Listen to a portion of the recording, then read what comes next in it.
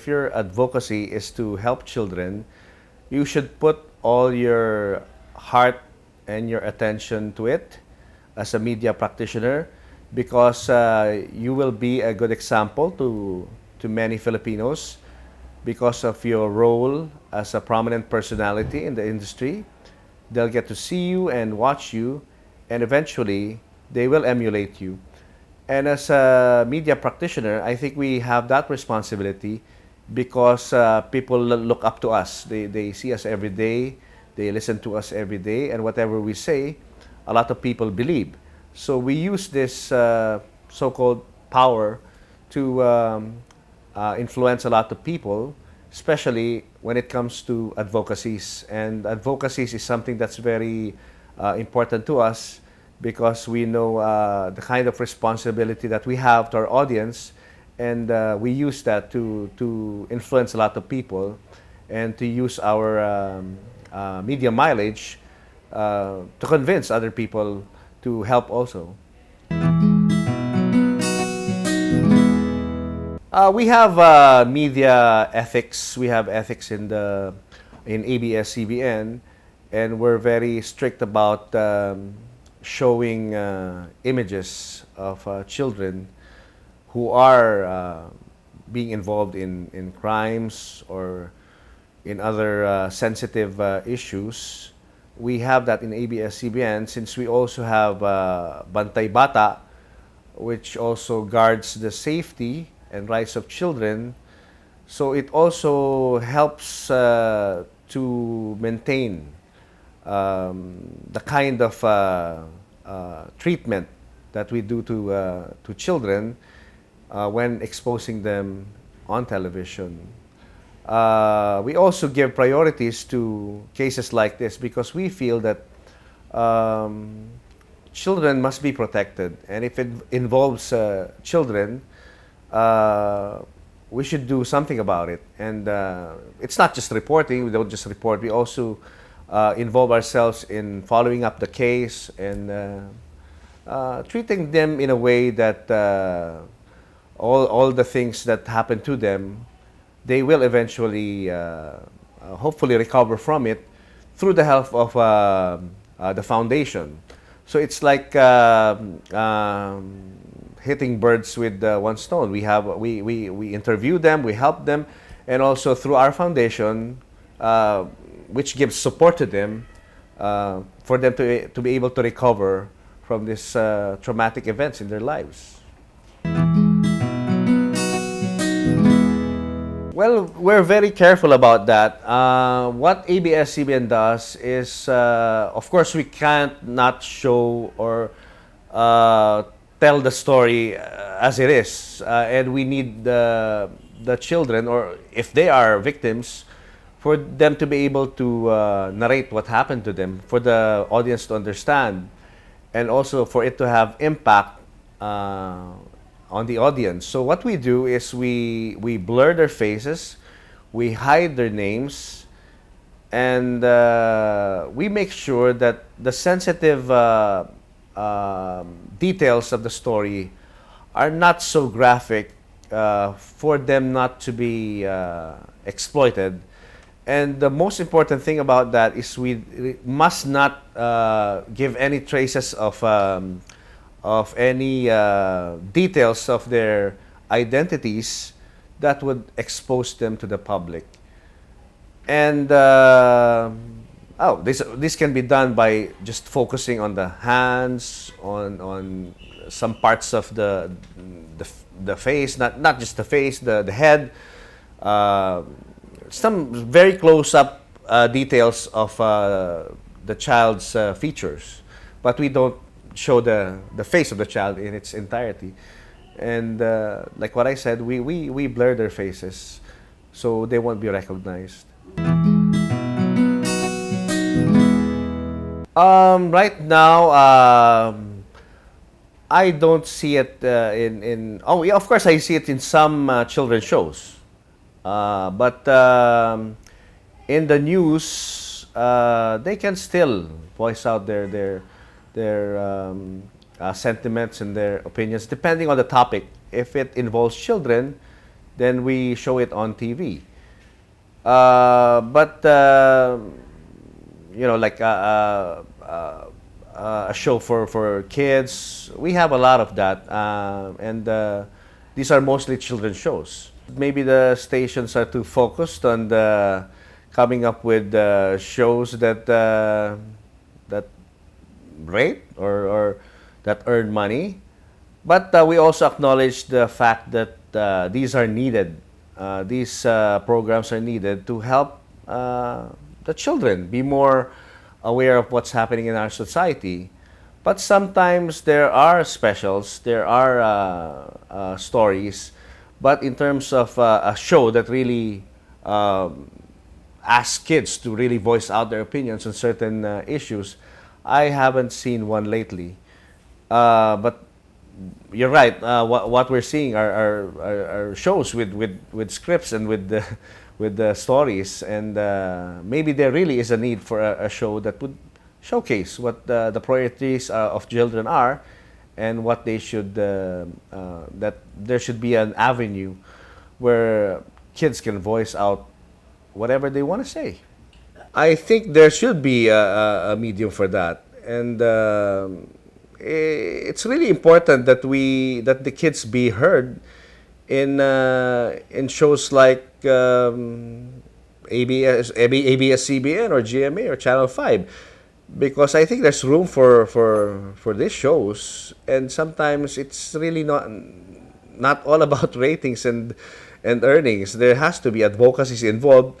And if you ask me, well, I'm not speaking for my station, but if you ask me, I would say that there really must be a need for shows like that.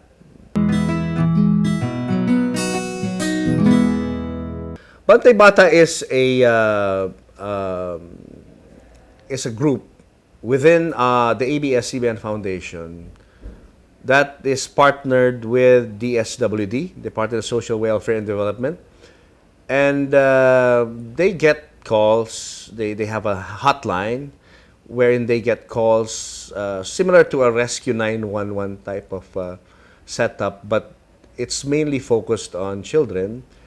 And they get calls, and when they get calls, they respond and help the children. But they make sure that they have a DSWD representative to assess the status of the child that they're rescuing. And ABS-CBN is very active in that, and they have shelters for kids, which they take care of, and also a part of Bantay Bata and the DSWD program.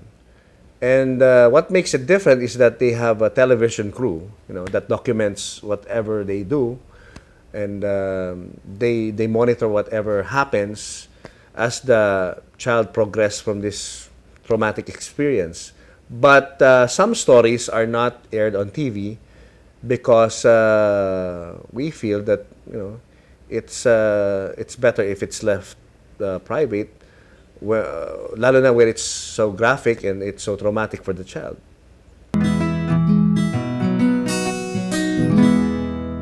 As a child advocate, I can still do it even if I'm not the owner of a network.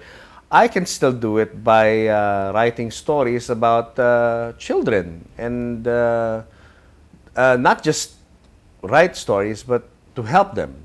And I've done that in the past. I did a piece on Gideon. He is an elementary student who was having a hard time studying.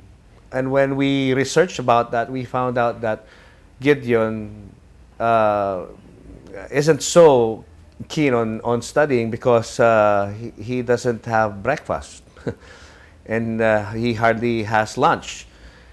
And when he comes home in the afternoon, he works to help his mother. So these are things that are part of reality, but are unknown to a lot of people, even the school. Sometimes they overlook this problem of the child, and they just look at the grades, look at the performance, without really knowing what's the story behind it. And we found out that the problem is simple. He does not have breakfast. When he goes to school, he's hungry, and so his focus on his studies are disrupted because of what he feels inside. And we did a story on that, and I've had a lot of we got a lot of calls, and we got a lot of inquiries, and some were willing to sponsor his education. Some were willing to hire his parents. So it's really a matter of awareness. If the people can see what's really happening, they'll understand the child more. Because children are different from adults. They couldn't express themselves as adults do in the normal way. So children have different ways of telling their problems. And this is Gideon's way of asking for help by really not performing well in class. So we responded, and we were able to help him in a way. And we did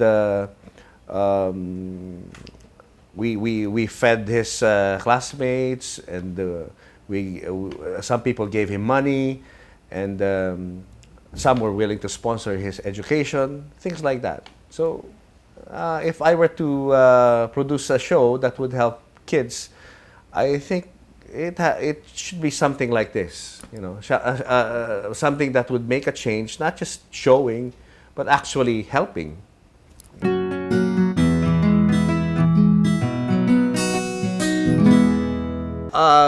We expect more from them, actually, but most often or not, it always ends up as a propaganda for some politicians. I'll tell you a sad story that we've been encountering in this kind of industry. Is there are laws like the juvenile justice law, which supposedly protects children from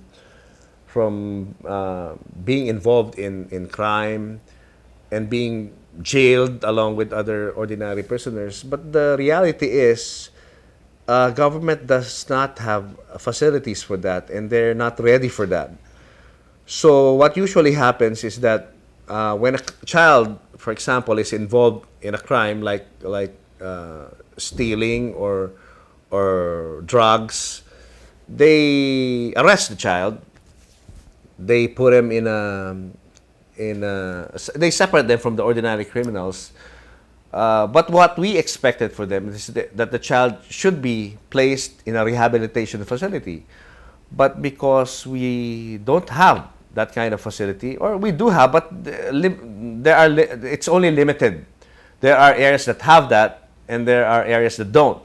So what usually happens is, after they're arrested, it's either they're put in jail along with other criminals, kahit na may law na, or they're immediately released, and once they're released, they go back to what they were, which is they join gangs and are involved in syndicates, and the crime happens again. So sometimes people question, is this juvenile law really effective? If you ask me, I think the idea is very good, but the reality is it is not ready.